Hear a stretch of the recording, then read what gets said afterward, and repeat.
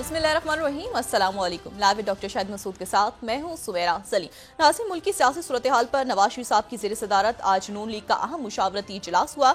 इजलास में अवाम को रिलीफ देने के लिए मुल्क की तमाम सियासी जमातों, हुकूमतों और इदारों को मिलकर फैसले करने की तजवीज़ पेश की गई है, जबकि वज़ीर दिफा ख्वाजा आसिफ साहब की जानिब से कहा गया है कि मैं पाकिस्तान तहरीक इंसाफ से मुज़ाकरात के हक में नहीं हूँ। PTI की मौक़िफ़ की बात करें तो बैरिस्टर गौहर साहब की जानिब से कहा गया है कि बातचीत की हुकूमती कमेटी की तश्कील अच्छी बात है, हमें हुकूमती कमेटी की तश्कील के बारे में किसी ने नहीं बताया है। इसके अलावा भी दीगर मौज़ूआत पर आज हम गुफ्तगू करेंगे। स्टूडियो में हमारे साथ मौजूद हैं डॉक्टर शाहिद मसूद। अस्सलाम वालेकुम डॉक्टर साहब। डॉक्टर साहब, आज जो है नवाज शरीफ साहब की जानिब से बड़ा सियासी फैसला किया गया है। उन्होंने कहा है कि मुल्क की तमाम सियासी जमातों, हुकूमत और इदारों को मिलकर फैसले करने की तजवीज़ पेश करते हैं। देखते हैं जी क्या अब इस पे तजवीज़ के ऊपर किस तरह से अमल दरामद होता है, लेकिन यह है कि सिक्योरिटी क्राइसिस और ये जो कुदरती आफात जो कि क्लाइमेट चेंज कहें इसको या जो भी वजूहत इसकी हैं, वो सारा मुल्क जो है वो बारिशों और सैलाब और ये जो और फिर इकॉनमी का एक क्राइसिस सर पे खड़ा है कि अगर वो अहदाफ पूरे ना हुए जो कि IMF से हमने कमिट किए हुए हैं तो फिर मिनी बजट शायद मज़ीद टैक्सेस की सूरत में आने वाले चंद दिनों में आ सकता है अगर ये मामला जो हैं वो IMF के साथ तय नहीं हुए तो। और सबसे ऊपर सिक्योरिटी, मईशत और फिर उसके नतीजे में ये सोशल अनरेस्ट जो पूरे मुल्क में आपको नज़र आ रहा है। बाकी सारी जो चीज़ें हैं वो इरेलीवेंट हैं, क्योंकि किसी भी रियासत को चलाने में मतलब एक जो पूरा सिस्टम, ये बुनियादी चीज़ें, लोग खुशहाल रहें, सिक्योर रहें, तालीम, सेहत, उनके प्रॉब्लम्स, उनके ये उसके लिए फिर कुछ ढांचा तैयार होता है, तो पार्लियामेंट्स होती हैं, कुछ चीज़ें तो जो वो नहीं है चीज़ें बुनियादी, तो फिर बाकी चीज़ें सारी इरेलीवेंट हो जाती हैं। सिक्योरिटी, इकॉनमी, सोशल अनरेस्ट, मतलब ये तीन चीज़ें ऐसी हैं जो बुनियादी फैक्टर्स हैं। तो अब वो किस तरह से कौन सियासी जमात किससे क्या बात करती है, कितनी सीटें हैं, क्या है, वो सब इरेलीवेंट हैं इस वक्त ये बुनियादी आदाब मेरे ख्याल से। बाकी सारी बातों पे मैं ना कभी बात मैंने की और ना मैं ज़्यादा उस पर वक्त ज़ाया करना चाहता हूँ, लेकिन मैं आपको सिर्फ एक बात यहाँ पे बताऊँ और वो ये है कि ये जो पूरा केओस है ना, ये एक नेक्स्ट लेवल पे पूरा केओस, और ये मैं कभी भी मैंने पाकिस्तान के अंदर मौजूदा हालात, बल्कि मैं हमेशा ही बात कहता रहा हूँ कि खित्ते के हालात और वाक़यात जो हैं वो पूरी तरह से मतलब हर मुल्क पे जो भी उसके नेबर्स हैं और जो भी ग्लोबल इवेंट्स हो रहे हैं वो उसके ऊपर असरअंदाज होंगे। तो पाकिस्तान पर भी वो मामलात असरअंदाज हो रहे हैं जो कि खित्ते में और दुनिया में हो रहे हैं। अच्छा, यहाँ पर जो है अभी मैं ज़रा, और ये अब एक लेवल ऊपर चला गया है, जो केओस है उसको आप और बढ़ा दें, यानी एक लेवल उसको हम और बढ़ाते हैं आज, ठीक है। और उसकी वजह एक तो यह है कि जंगबंदी नहीं हुई, सीज़ फायर नहीं हुआ गज़ा में, और मगरबी किनारे में आज 24 घंटों में 2 ब्लास्ट हुए, जो 2 कार बॉम्बिंग्स हुई हैं, और वहाँ पर 650 मगरबी किनारे में 650 लोग जो हैं वो शहीद हो चुके हैं, जहाँ पर फ़लस्तीनी अथॉरिटी महमूद अब्बास कहाँ पे हैं, जनीन का जो कैंप है ख़ास तौर पे, वहाँ पर बहुत जो है वो शिद्दत के साथ वो उसका मुहासरा है तकरीबन, वहाँ पे कहत पड़ गई। और ये मैं मगरबी किनारे की बात कर रहा हूँ, जो वहाँ पे होता है मगरबी किनारे में वो ज़ाहिर है कि जॉर्डन के साथ जो गज़ा में हो रहा है उसका असर बराह रास्त इजिप्ट बॉर्डर स्ट्रेच करते हैं। अच्छा, अब तो ये जो सूरत हाल है ये, और वहाँ पोलियो की वजह से उन्होंने कहा कि पॉज करेंगे 1 घंटे का, ये लोग जाएंगे और पोलियो के कतरे पिलाएंगे, लेकिन वो जो मजमूई तौर पे 650 लोग जो हैं वो उनकी डेथ हुई है मगरबी किनारे में 7 अक्टूबर के बाद से, और जो 40,641 गालिबन लोग जो हैं वो शहीद हुए हैं गज़ा में। अच्छा, यहाँ तो 650 यहाँ पे हुए हैं, ठीक है, शहीद या फ़लस्तीनी जो अथॉरिटी का इलाका है वेस्ट बैंक। लेकिन इसके साथ अच्छा यहाँ रुकें अभी, तो अभी ज़रा हम आ जाते हैं ना कि ज़रा क्योंकि पूरा एक ग्लोबल चेस बोर्ड है, तो उस ग्लोबल चेस बोर्ड में जो यूक्रेन का मामला है वो मज़ीद ख़राब हो गया है। अच्छा, ये ज़हन में रखें कि रशिया, बशारुल असद, रशिया, चाइना, ये पूरा मिडल ईस्ट, ईरान और सऊदी अरेबिया और ब्रिक्स और ये सारी बात जो हम करते रहे इससे पहले, लेकिन जो यूक्रेन है उसका एक F-16 तैयारा गिर गया, F-16। अच्छा, अब ये F-16 जो है ये एक बहुत होलनाक वाकया है कि F-16 तैयारे इसी मतलब पिछले महीने के अंदर वो 6 F-16 तैयारे जो हैं बड़ी मुश्किलों से जेलेंस्की को दिए गए थे। प्रेसिडेंट जेलेंस्की को यूक्रेन को F-16 तैयारे अमेरिका की तरफ से, और एक F-16 तैयारा जो है उसको वो क्रैश हो गया, गिर गया। और उसके नतीजे में माइकोला ओलिस्टॉक गालिबन उनका नाम है, उनके जो एयरफोर्स चीफ हैं, उनको जेलेंस्की ने अपने ओहदे से बरतरफ कर दिया है। लेकिन जो उस F-16 तैयारे का जो पायलट था जी, ओलिशाई, अगर मैं नाम सही तरह से पढ़ रहा हूँ, और जिसका साइन जो कि एयरक्राफ्ट उड़ा रहा था, मूनफिश, ये जो है इसके ऊपर पूरी यूक्रेन के जो लोग हैं वो सदमे में चले गए हैं, क्योंकि ये दो कैप्टन्स थे, दो पायलट्स थे। एक का जो सिग्नल नेम था वो मूनफिश, और एक का जो है वो जूस जैसे होता है ना, वो पिछले महीने पिछले साल अगस्त में 2023 में वो उसकी डेथ हो गई थी। और एक ये F-16 जो प्लेन जो क्रैश हुआ है, इसकी डेथ हो गई है। ये 26 तारीख को वाक़या पेश आया, लेकिन 26 इसको ब्रेक किया अमेरिका की मीडिया ने। यानी जेलेंस्की जो है उन्होंने ये ऐलान ही नहीं किया कि एक F-16 तैयारा, उनको जो F-16 तैयारे अभी 6 F-16 गए हैं और मज़ीद F-16 तैयारे देने हैं मुल्कों ने, अमेरिका ने, कि एक F-16 तैयारा जो है वो गिर गया है, क्रैश हुआ है। और वो जो है उसके बारे में ये मुतज़ाद आ रहा है कि अमेरिकन मीडिया का जो ज़्यादा हिस्सा है वो ये कह रहा है कि रशिया के मिज़ाइल से, रशिया ने 4 मिज़ाइल फायर किए थे, उसमें से एक मिज़ाइल ने जो है वो हिट किया, और वो जो है वो उसके बाद वो ये मैं वाशिंगटन पोस्ट को कोट कर देता हूँ, ये बड़ी खबर है, ये बड़ी खबर है। 4th स्लाइड, F-16 क्रैश कर गया, killing pilot during Russian missile attack.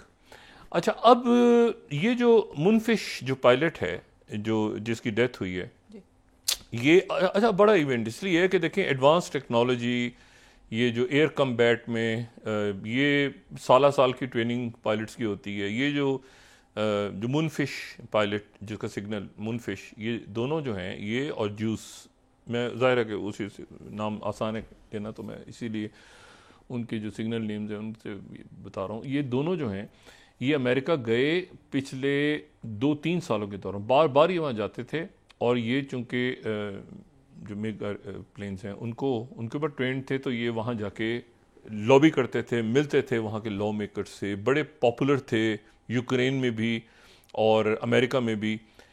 तो ये मतलब इनको सब जानते थे। इन्होंने बहुत लॉबिंग की कि यूक्रेन को किसी तरह से जहाज़ मिलें।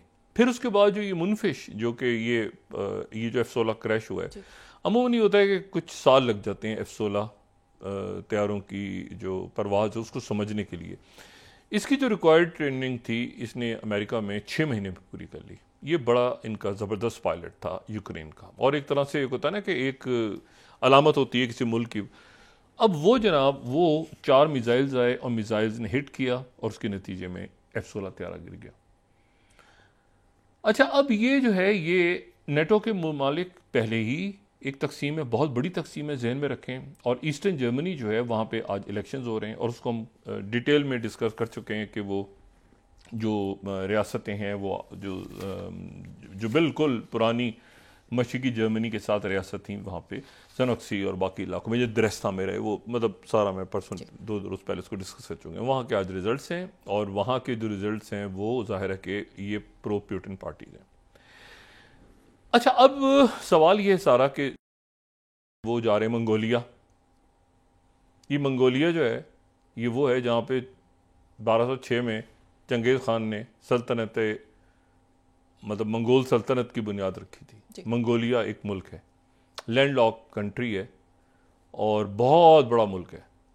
और अगर आप उसे नक्शे पे देखें मंगोलिया को मैप पे, तो मंगोलिया जो है वो एक तरह से एक बफर स्टेट सी है, दरमियान में 2 ही उसके पड़ोसी हैं। एक पड़ोसी जो है वो है रशिया, और एक पड़ोसी जो है चाइना।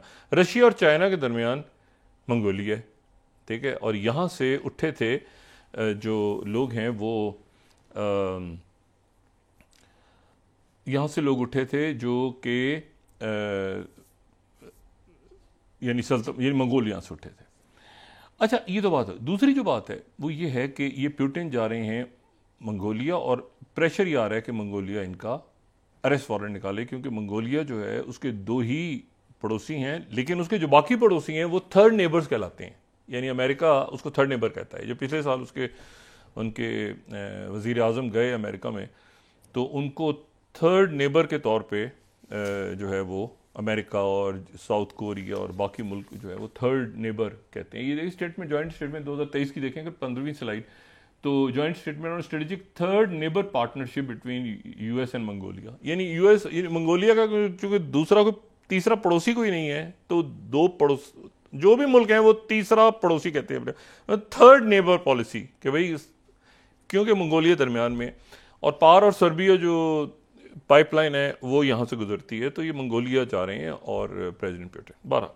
अच्छा, अब एक बात बड़ी इंपॉर्टेंट है, देखिए वक्त कैसे बदलता है, वक्त का धारा और तारीख कैसे जन्म लेती है, और तैसे मोड़ जो है वो मुड़ती है मुख्तलिफ।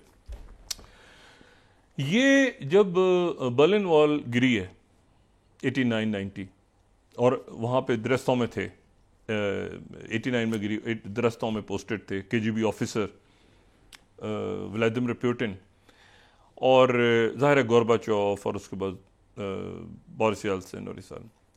अच्छा, अब जो है वो ये जो अगर हम देखें उस वक्त की हिस्ट्री को, तो उसके बाद उस वक्त हमें ये नज़र आता है कि जो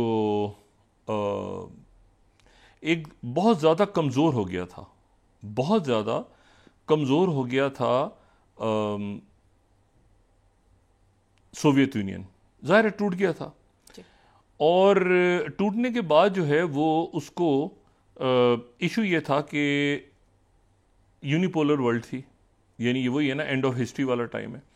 अच्छा, इस वक्त में ये जहन में रखें कि जो प्रेसिडेंट पुतिन है, सन 2000 जो है, यानी अब सन 2000 जब से सदी शुरू हुई है, सन 2000 को 20वीं सदी का आखिरी साल भी कहते हैं और 21वीं सदी का पहला साल भी कहते हैं, क्योंकि 1999 के बाद 2000 आ गया।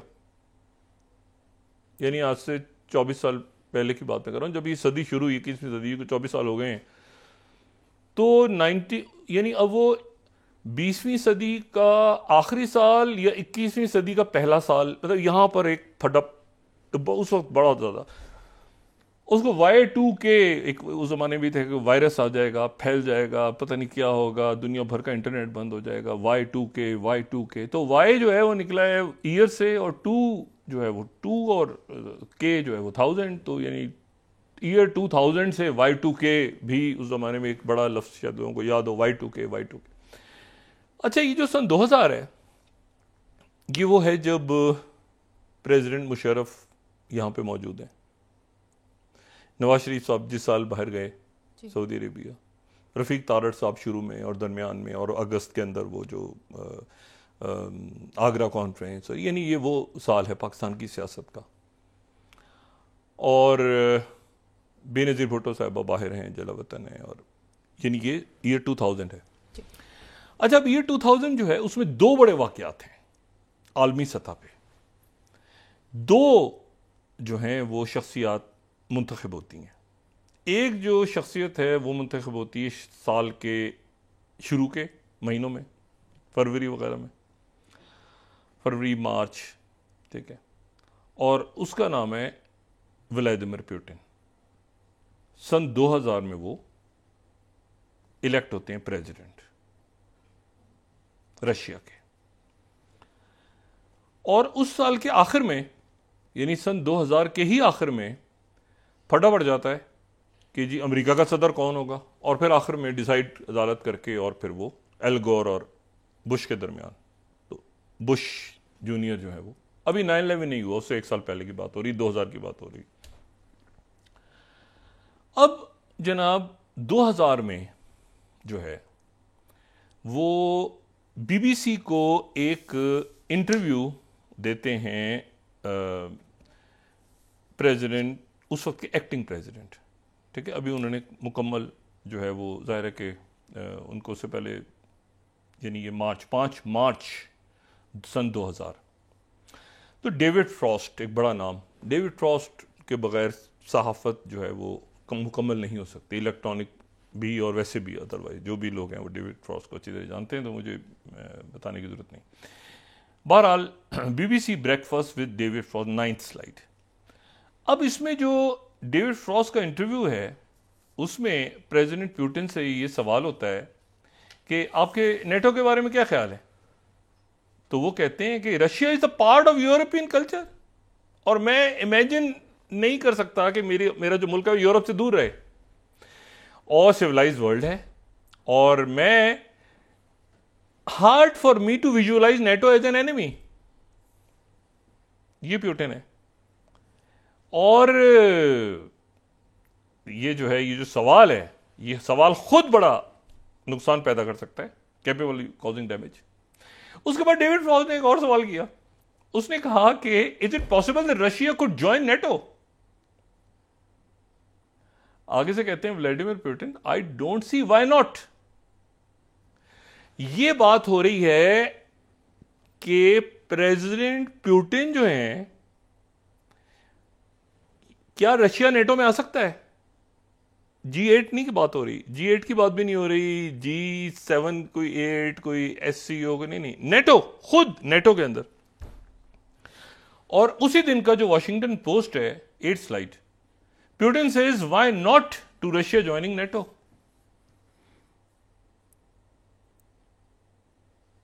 ठीक है जी।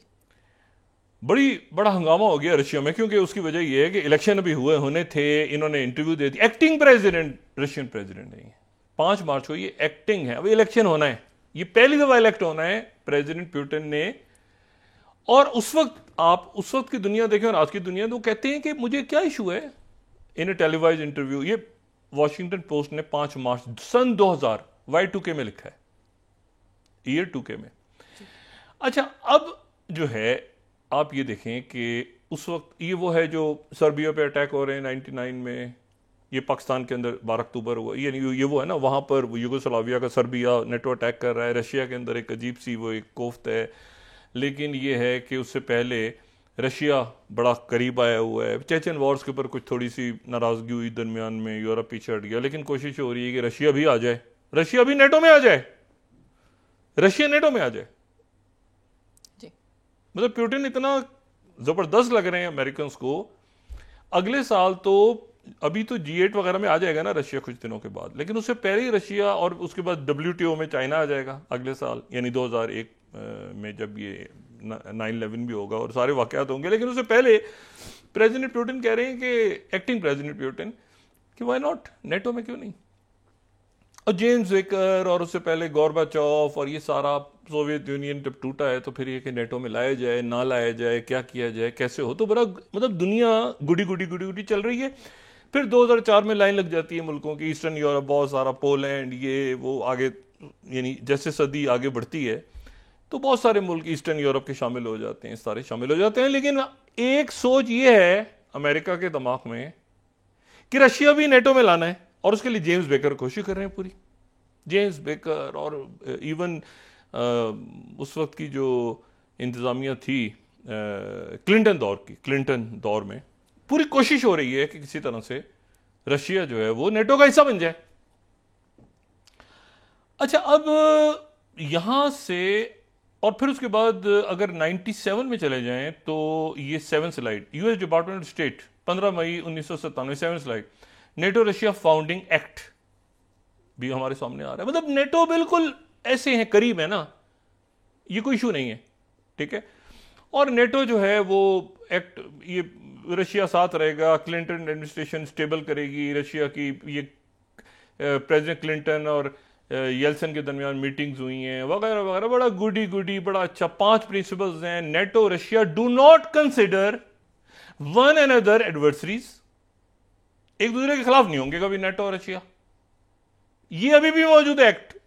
कमाल की बात है कि ये एक्ट अभी भी है, फाउंडिंग एक्ट 1997 का एक्ट है जिसके मुताबिक नेटो और रशिया एक दूसरे के दुश्मन नहीं होंगे, ताल्लुकात को रिफॉर्म्स करेंगे, नई रिलेशनशिप, नई दुनिया की तरफ जाएंगे, बहुत अच्छी अच्छी सुहानी दुनिया होगी। और उसके बाद फिर जो है फिर जो कुछ हुआ वो तारीख का हिस्सा है। अब हम आ गए हैं 2024 में, जहाँ पे फिनलैंड, स्वीडन, हंगरी, ये सारे मुल्क जनाब नेटो और जनाब इधर इंगेज किया हुआ है रशिया ने। और मैं आपको सिर्फ ये बता रहा हूँ कि ये तारीख किस तरह तब्दील हुई है।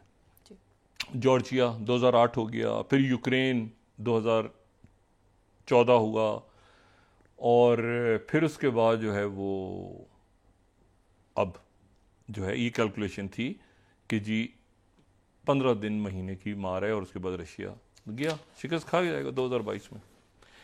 अब जनाब सूरत हाल ये है कि रशिया जो है उसने F-16 तो गिरा दिया, लेकिन अब शदीद वहाँ पे रद्दमल आ रहा है। मगरबी मुल्कों में पहले ही था कि वेपन्स दिए जाएं या ना दिए जाएं, क्योंकि जो रशिया है वो मुकम्मल ये जो अगर हम थर्ड स्लाइड दिखा सकें तो पोक्रोस का जो शहर है उससे कोई 8 किलोमीटर दूर रह गई हैं रशिया की फोर्सेस। यहाँ जाने का मतलब ये है कि पूरे डोनेत्स्क पे आप जो हैं ये थर्ड, अगर हम मैप दिखाएं यहाँ पे थर्ड स्लाइड, तो इसका मतलब ये हुआ कि कंप्लीट डोनेत्स्क पे कब्जा। और वो इरेलीवेंट हो गई चीज़ें कि वो कर्स में कहाँ कितना गए थे अंदर, क्या वो हो सकता है वो ट्रैप करके पीछे से आके घेर के इनको, वो थोड़ा सा ऊपर जो येलो है ना वो यूक्रेन, नीचे ये पूरा ये जो रेड स्लाइड्स हैं ये सारा यहाँ पे आगे तेज़ी के साथ जो है ये आप यहाँ हम नीचे जाएं तो आपको ये येलो, ये पूरा यूक्रेन के अंदर रशियन आर्मी जो है ये दाखिल हो चुकी है। और पोक्रोसॉफ के इलाके पे अगर ये कब्जा करते हैं तो इसका मतलब ये हुआ कि ये पूरा डोनेत्स्क निकल गया, और ये जो है ये रेलवे और जनाब वहाँ पे रोड्स की जो मतलब पूरी सप्लाई, और ऊपर से कैरकेव पे भी लड़ाइयाँ हो रही हैं, ये बैकमुथ पे भी, ये पूरे इलाके निकल गए हैं। यानी यूक्रेन का जो ईस्टर्न फ्लैंक है उसका वो तकरीबन निकलता जा रहा है। वो ऊपर से साउथ में उन्होंने किया, एक F-16 गिरा दिया, ठीक है, पायलट भी, ये बड़ा वाकया हुआ है। अच्छा, अब ये जो जंग है, मैं आपको सिर्फ ये बता रहा हूँ कि तारीख कैसे, कहीं चाइना को WTO में लेकर आ रहे हैं कि जी कैपिटलाइज होंगे हम, चाइना अमेरिका मिलके काम करेंगे। चाइना कहाँ, सोच भी नहीं सकते, एंड ऑफ हिस्ट्री लिखी जा चुकी है वो क्या माने। और यार इनको भी ले आओ नेटो में, ये क्या हमारा। अच्छा, झगड़ा इस बात पे हो रहा है कि पुतिन कह रहे हैं कि ये मैं बाकी मुल्कों की तरह मुझे जल्दी, यानी अमेरिकन कह रहे हैं कि जल्दी एप्लीकेशन दो, पुतिन कह रहे हैं कि नहीं। अच्छा, वो फिर अमेरिका सोच रहा है और बाकी मुल्क कि अच्छा थोड़ा जल्दी दे दें इनको, लेकिन ये कि दूसरे मुल्क नाराज़ ना हो जाएं, तो एक एप्लीकेशन है नेटो की, तो फिर अगराज़ मकासद क्या होंगे, किसके अगेंस्ट होगी, वो कि टेररिज्म के अगेंस्ट होगी। अच्छा, वो कह रहे हैं अच्छा ठीक है टेररिज्म के अगेंस्ट, अच्छा तो टेररिज्म के अगेंस्ट ही नेटो बन रही है 2000 में जी, ठीक है। तो ऐसा है कि ये इशूज़ हैं, ऐसे है, गुडी। अब जनाब आप ये देखें कि दुनिया कहाँ खड़ी होती अगर रशिया नेटो में चला जाता। अमेरिका ने कहा कि नहीं। अच्छा, ये जो है ना, ये फिर दोबारा जब ये हुआ ना, ये यूक्रेन की जंग हुई 2014 वाली, तो LA टाइम्स, ये मैं 2016 का दिखा रहा हूँ, ये 10 slide, रशिया's got a point, the US broke a NATO promise। ये आप देखें जरा, ये पढ़ने वाली हिस्ट्री जो है ना, यानी उसने कहा था पुतिन ने, ये मतलब ये तो खैर बात की स्पीच को कोट कर रहे हैं, लेकिन इशू ये था कि क्या इन्होंने जाना था या नहीं। और ये अगर आप देखें यानी 5 मार्च को जीते हैं ना पुतिन, तो 27 मार्च, 5 मार्च का इंटरव्यू है, 27 मार्च 2000 को ये इलेक्ट हुए हैं, 27 मार्च 2000 को। वो जो है वो दिसंबर के अंदर फटा पड़ गया था उनका, नवंबर के इलेक्शन में, दिसंबर में, क्योंकि वो अदालतों में चला गया था। दिसंबर 2000 के अंदर फैसला हुआ था एल गोर और बुश का। इशू ये है सारा कि ये जो अब वहां जो ऊपर होगा उसके साथ इसको अब लिंक करें, जो कि गजा और मिडिल ईस्ट और यहां पे हो रहे हैं। ईरान क्या टॉक्स करेगा अमेरिका से, वेस्ट से। इस वक्त ये जो सिनेरियो बन गया है रशिया का, और फिर रशिया और ईरान और ये बाकी जो ब्रिक्स और ये पूरा इधर से सिलसिला हो रहा है, उधर ही बांग्लादेश, वेस्ट बंगाल, ठीक है, उधर वो इशू सारे अदर रॉकफेल एमिरेट्स के बाद ये जो पूरा एक सिनेरियो है ना अगले लेवल पे जा रहा है। ये जंगें अगले लेवल पे जा रही हैं, खास तौर पे F-16 गिरने के बाद जहाज रुक गए हैं पीछे, होल्ड कर लिए, वेपन्स देना मजीद उनको कन्विंस करना मुश्किल हो गया है, ज़ेलेंस्की ऊपर फंस गए हैं, रशिया नीचे से ऊपर आ रहा है, यानी जो ईस्ट से ईस्टर्न साइड से, और अगर वो कीव तक पहुंच जाता है, मतलब पीछे हट गए हैं, जो मैंने कहा ना वो पीछे हट गए हैं इस वक्त, नेटो पीछे हट गया F-16 गिरने के बाद। ब्रेक के बाद डिस्कस करते हैं जी नाज़रीन, वापस आते हैं एक छोटे से ब्रेक के बाद।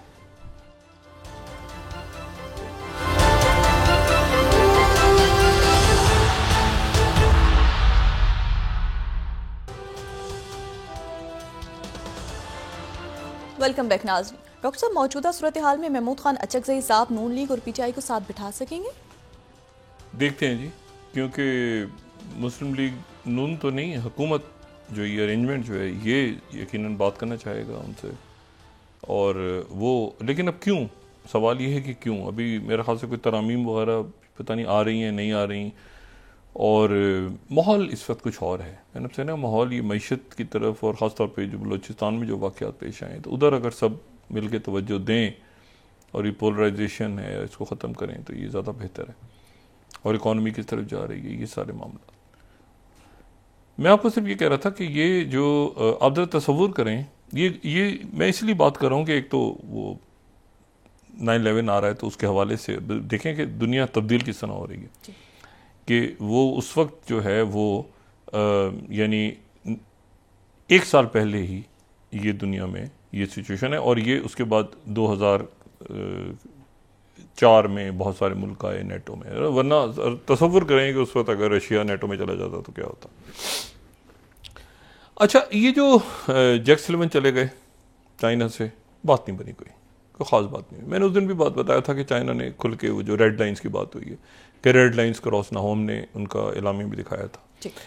लेकिन दूसरी जो बात है वो ये है कि जो चाइना है, देखें इसमें वो सुंदू उनके जो यानी ज़बरदस्त किस्म के आज तक वॉर स्ट्रेटेजिस्ट, वो जो कहते हैं अवॉइड स्ट्रेंथ और अटैक वीकनेस, तो अब तो खैर वो स्ट्रेंथ और वीकनेस की कोई बात ही नहीं है, क्योंकि सारे तो कैरियर्स यहाँ पर आ गए हुए हैं वहाँ से छोड़ के। अब फिलिपीन की झड़पें वड़पें हो रही हैं कुछ आगे पीछे, लेकिन जो सिचुएशन बनी हुई है ग्लोबल चेस बोर्ड पे, तो क्या अमेरिका इस वक्त जाके जैक सुलिवन जाके फिलिपीन की इस वक्त मदद करेंगे?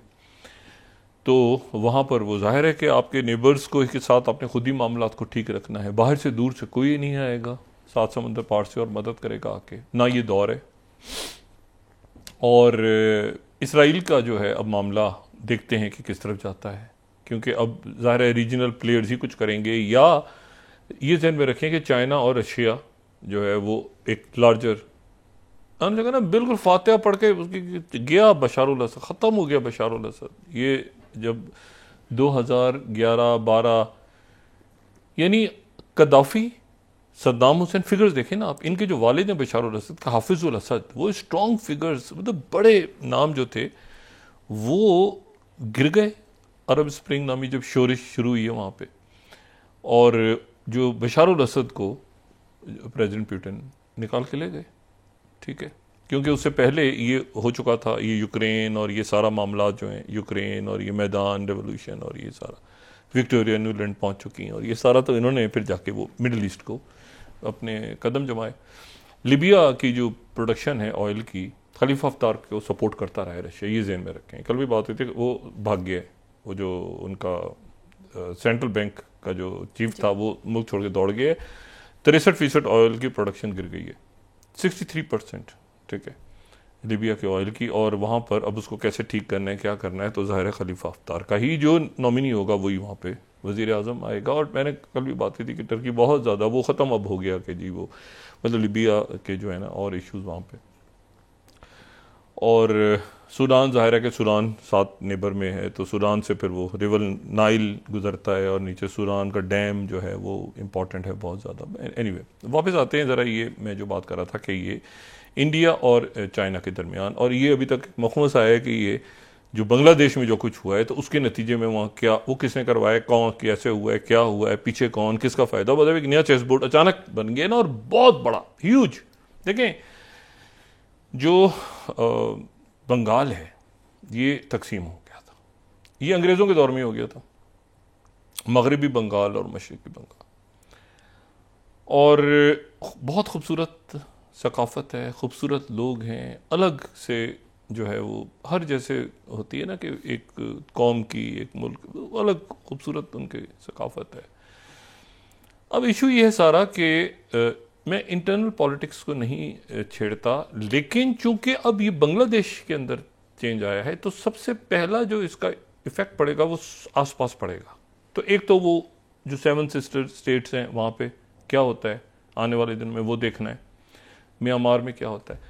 लेकिन जो मगरबी बंगाल है ममता बनर्जी का, अच्छा अब ये मैं इंटरनल पॉलिटिक्स पे नहीं जा रहा, लेकिन चूंकि रेलिवेंट हो रही हैं चीजें तो इसलिए जो जो स्टेट्स अब उसमें ममता बनर्जी की जो रियासत है उस रियासत में ज़ाहिर है ममता वहाँ पे बीजेपी जो है वो हार गई इलेक्शन, और बीजेपी जो है वो इलेक्शन हारी। अच्छा ये चीज़ें सारी मैटर कर रही हैं, इसलिए मैटर कर रही हैं कि जो मगरबी बंगाल है वहाँ की 30% पॉपुलेशन, 30% वो जो है वो मुसलमान है, ठीक है। और ये मैं 30th स्लाइड अगर कोट करूं तो पोलराइजेशन ऑफ मुस्लिम वोट्स, अच्छा, और ये जो हैं ये इसमें ये बीजेपी की जो फैसला कुन शिकस्त हुई है उसमें जो बंगाल के मुसलमान वोट्स हैं उन्होंने फैसला कुन किरदार अदा किया, और उसका नतीजा क्या हुआ कि रिजल्ट ही आया द हिंदू। मैंने आपसे कहा कि मैं सिर्फ इसलिए डिस्कस कर रहा हूं क्योंकि ये अब बांग्लादेश के साथ आने वाले दिनों में लिंक होंगी चीज़ें। 31st स्लाइड अगर हम दिखा सकें द हिंदू की, तो वहां पे ममता बनर्जी की जो पार्टी है उसने 2019 से ज्यादा सीट्स ली, ठीक है, 2019 से ज्यादा सीट्स ली 2024 में, यानी 2019 में जो है वो इनकी कम सीट्स थी, इन्होंने 29 सीट्स ली, और बीजेपी जो है वो उसने वो 12 सीट्स पे चली गई। पहले जो 2019 का इलेक्शन था वो जो था उसमें इतना बड़ा मार्जिन नहीं था। अब मुसलमान वहां के मीडिया के मुताबिक मुस्लिम वोट्स ने, इसमें आप जो अब वो लोग जो कि शेड्यूल कास्ट हैं या जो बीजेपी के नहीं है वो अलग, जो हिंदू हैं, जो क्रिश्चियंस हैं वो सारे अलग हैं, लेकिन 30% पॉपुलेशन, कुछ कहते हैं 27, कुछ कहते हैं 30, कि 30% पॉपुलेशन मुसलमान है। अब जरा वहां पर अब इवेंट्स को इसलिए इंटरनल पॉलिटिक्स क्योंकि लिंक हो रहे हैं इश्यूज, ये जो लिंक हो रहे हैं ना सारे, तो अब जरा डायरी ऑफ वेस्ट बंगाल एक फिल्म वहां पे बनी, अच्छा बहुत जबरदस्त इंडियन, देखिए ना सॉफ्ट इमेज, जब इंडिया की सॉफ्ट इमेज में बहुत बड़ा रोल उनकी फिल्म इंडस्ट्री का रहा है, हमेशा पाकिस्तान के ड्रामों का रहा है, पाकिस्तान की फिल्मों का भी रहा है, ठीक है, मतलब ये म्यूजिक और ये सॉफ्ट इमेज आपका, पेंटर्स, स्टूडेंट्स, बच्चे, आर्ट, ये सारा, मतलब है कि राज कपूर और इनके दौर में तो पूरा जो सोवियत यूनियन यहाँ पे जो बाकायदा वो मतलब, और उससे पहले भी ये 70 की दिहाई में, और उसके बाद ये मतलब जो भी 70-80 थे बहुत, लेकिन उसके बाद फिर ये हुआ कि 10-12 साल, पिछले जो 14 साल गुजरे उसमें जहर आलूद फिल्में बहुत बनी, जहर से भरी हुई। वो पहले तो पाकिस्तान के अगेंस्ट बनती थी, फिर मुसलमानों के अगेंस्ट बननी शुरू हो गई, यानी पाकिस्तान के अगेंस्ट बनी, चले जी ठीक है, तो लेकिन फिर वो मुसलमानों के अगेंस्ट बनी शुरू। अब एक film the diary of West Bengal वो जनाब रिलीज हुई है, और वो जो मूवी है वो अब उनके हाई कोर्ट ने उसको होल्ड कर दी है वेस्ट बंगाल में, ये वो सारा। लेकिन वो जो फिल्म है the diary of West Bengal, उसके ऊपर एक तलखी इसलिए पैदा हो गई है, और ये जो वहाँ पे झगड़ा चल रहा है वो इसलिए चल रहा है इस मूवी के ऊपर कि इसमें एक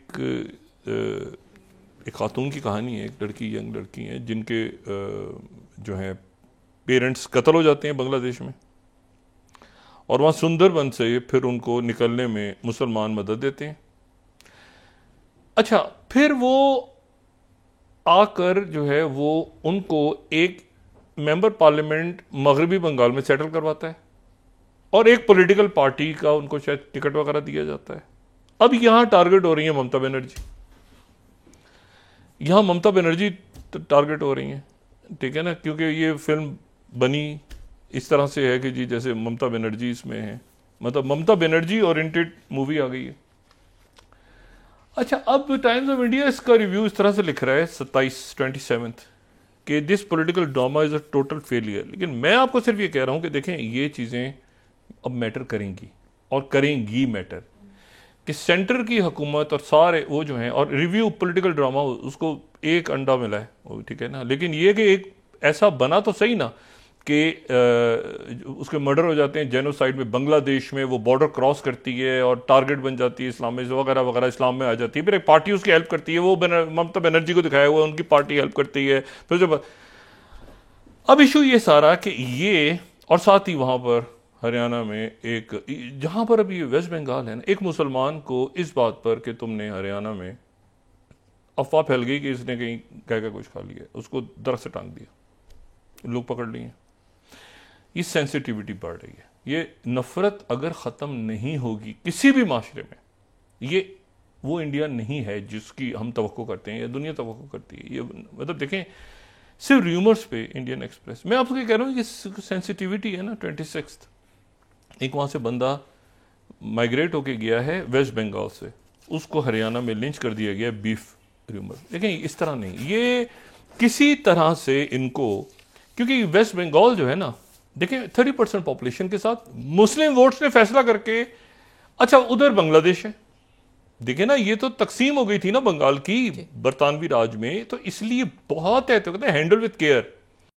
आप जो मुस्लिम्स हैं, जो हिंदूज हैं, जो क्रिश्चियंस हैं, जो तमाम लोग हैं ओपोनेंट्स हैं, उनको आप नफरत की भट्टी में अगर झोंक देंगे इस वक्त उठा के, ठीक है, कि उसका नाम ही डायरी ऑफ वेस्ट बंगाल है फिल्म का, और वो फिल्म जो है वो पूरी बांग्लादेश, म्यांमार और ये रोहिंग्या मुसलमान और ये इधर से ममता बनर्जी की पार्टी, इसके ऊपर फिल्म बना के रिलीज होगी। मुझे बताएं कि इसके नतीजे में कि बांग्लादेश से मुसलमान आया रेडिकलाइज हो गए थे, इसका मतलब ये मूवी हसीना वाजिद के उससे पहले बन रही थी ना, पहले बनी, तो क्यों बनाई ऐसी फिल्म आप, क्यों, क्या जरूरत थी बनाने की वहां पर, जब आपको पता है कि एक इससे मामला खराब होंगे। जो मैं उस वक्त भी कह रहा था कि मणिपुर में जाके थोड़ा छिड़काओ, ठंडा करें ना मामला को, बजाय इसके कि मजीद आप उस पर फ्यूल डाल रहे हैं कि मुसलमान और ये क्रिश्चियंस हैं और ये हैं और वो हैं। लेकिन ये जो वाकया हुआ है ना, ये diary of West Bengal movie का इस वक्त आना, इस वक्त ये वो एक सोने पे सुहागा नहीं होता कि आपने जनाब वो बिल्कुल ही उसमें इस वक्त बांग्लादेश को लिंक कर दिया वेस्ट बंगाल के साथ, वहां से, और उसको हंगा मतलब है कि उसको बैन लगा दी है कोर्ट ने गालिबन कि इसको ना दिखाया जाए मगरबी बंगाल में, क्योंकि इसके ऊपर हंगामे और कोई मामला ना ख़राब हो जाए, और बल्कि यहाँ तक की बात हुई कि सिनेमा घरों को ना आग लगा दें लोग। तो ये बस एक गुजारिश हम कर सकते हैं कि बराह करम ये थोड़ा सा सब टेम्परेचर को नीचे लाएंगे तो मामला ठीक होंगे, वरना वो मामला उधर ख़राब होगा। इधर प्रॉब्लम नहीं है इंडिया को, प्रॉब्लम इंडिया को उस तरफ से होगा। ये मैं पिछले 3-4 साल से कह रहा हूँ। उसकी वजह यह है कि आप सुनते हैं ना बहुत सी बातें कि रियासतें हैं तो सिलिगो, और ये डोकलाम के बाद से मैं कंसिस्टेंट हूँ इस बात पे। जब ये इन्होंने कहा था ना प्राइम मिनिस्टर मोदी ने कि हमारी बात हो गई चाइना से, मैंने कभी उस चीज़ को बल्कि मैं यार कैसे रीड नहीं कर पा रहे चाइना को, ठीक है ना। चाइना जो है उसको ये कैसे, और अब तो देखें ना, अब तो वो सिचुएशन है कि जिसको कहते हैं ना कि वो टैक्टिकल हेल्थ स्ट्रेटजी है ना, टैक्टिकल हेल्थ, इतना हंगामा, टैक्टिकल हेल्थ स्ट्रेटजी बड़ी ज़बरदस्त होती है ना स्ट्रेटजी, इतना हंगामा हो जाए कि जो सामने आपका दुश्मन है वो कंफ्यूज हो जाए कि कहाँ से अटैक होना है, मतलब धुआं इधर भी, वो इधर कभी जाए, कभी इधर जाए, कभी इधर जाएगी इधर, और आप उसमें देख लें कि बहुत सारे फ्रंट पे उलझ गया और फिर एक फ्रंट से पकड़ लें। Tactical health strategy. अच्छा, तो मसला ये है कि अब इस पूरी सिनेरियो में मेरा ये ख्याल है कि ये F-16 तैयारा रशिया ने जो गिरा दी है, इसके बाद अच्छा खामोश है रशिया ने कोई कमेंट्स ही नहीं दिए इस पर कि हमने गिराया है नहीं गिराया। अब इसको मलबा किधर है, कहाँ लोग जाएंगे, उठाएंगे, क्या करेंगे, यूक्रेन के बॉडी, मतलब एक रौला पड़े, मतलब एक अजीब वाक़या पेश आया है जो एक ऊपर के लेवल पे जंग चली गई है। और इसमें अब ये देखना ये है कि इस पूरे कैनवस में, और वहाँ जंगबंदी नहीं हो रही। लेकिन एक बात ध्यान में रखें, ये ज़रा यहाँ पर ऊपर नीचे हुआ ना सिलसिला, ये यूक्रेन और ये चाइना और ये, तो वो फिर मिडिल ईस्ट के अंदर आप देखेंगे कि उसका जवाब फिर मिडिल ईस्ट में आएगा प्रॉपर। ये पूरा मिडिल ईस्ट और नॉर्थ अफ्रीका, ये जो लिबिया है, सॉरी जो सूडान है, सूडान में बहुत बड़े ज़खायर हैं सोने के और रेयर अर्थ मिनरल्स के। सूडान को ऐसे ही ना समझें आपके सिर्फ वो सहरा है बिल्कुल, और कोई भी वहाँ पे नहीं है।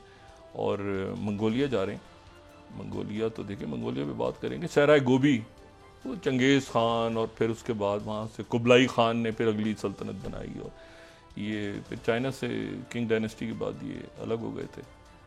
पिछली सदी के आगाज़ में इंडिपेंडेंस इन्होंने ले ली थी, लेकिन सोवियत यूनियन के ज़ेर असर है, कोल्ड वॉर में मंगोलिया सोवियत यूनियन के ज़ेर असर है। जी बहुत शुक्रिया डॉक्टर साहब। नाज़रीन, इसके साथ ही आज का प्रोग्राम अपने इख्तिताम को पहुंचा। मुझे सुमेरा सलीम को इजाज़त दीजिए। अल्लाह नेगेबान। जी डॉक्टर साहब, अपना दोस्तों रिश्तेदारों को दुआ के लूँगा, सब ख्याल रखिएगा। अल्लाह हाफ़िज़।